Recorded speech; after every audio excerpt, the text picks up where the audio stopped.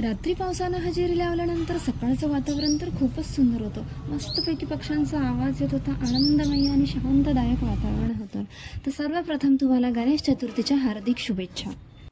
दुसऱ्यांसाठी मी जरीही परफेक्ट नसली तरी स्वतःसाठी मी 100% परफेक्ट आहे, असं तरी मला वाटतं.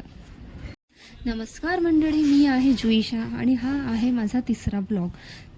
तर आज सकाळी सकाळी लवकर उठले आणि सर्व ब्रश आंघोळ वगैरे करून घेतली, देवपूजा केलं आणि त्यानंतर मी गेले किचनमध्ये, कारण मला स्वयंपाक करायचा होता. आज मी तोंडळ्याची भाजी, गरमागरम भात आणि फोडणीचं वरण बनवलं होतं. तर सर्वप्रथम जेवण बनवल्यानंतर यांना मी वाढलं आणि वाढल्यानंतर लागले दुसऱ्या कामाला, कारण दुपारच्या नाश्त्यासाठी नवरोबांचं ऑर्डर होतं की कॉर्न चाट बनवायची म्हणून. त्यासाठी मी त्याचं प्रिपरेशन जेवणासोबतच करू लागले होते. नंतर कामाला थोडासा ब्रेक घेऊन सायंकाळच्या वेळी मी लागले थोडंसं क्लिनिंग करायला. क्लिनिंग केल्यानंतर मी गेले माझ्या गार्डनमध्ये. तर बघते तर काय, जे इतक्या पाऊसमध्येही माझं जे शेंदूर फुलाचं झाड होतं ते पूर्णतः वाळून गेलेलं होतं. असं काय झालं असेल बरं, अजिबात मला कळेन असं झालं, कारण ज्या झाडाला 50-50 फुलं लागायची ती अचानकच वाळून गेलं होतं.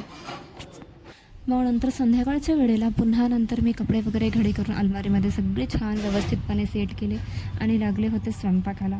स्वयंपाक वगैरे झाला, सगळ्यांनी जेवण केलं, सगळं ओटा आवरला आणि सगळं झाल्यानंतर मी माझ्या आवडीचं हिरो मस्त अक्षय कुमारचे 90sचे पिक्चर लावले आणि दोघांनी आम्ही मस्तपैकी मूवी एन्जॉय केला.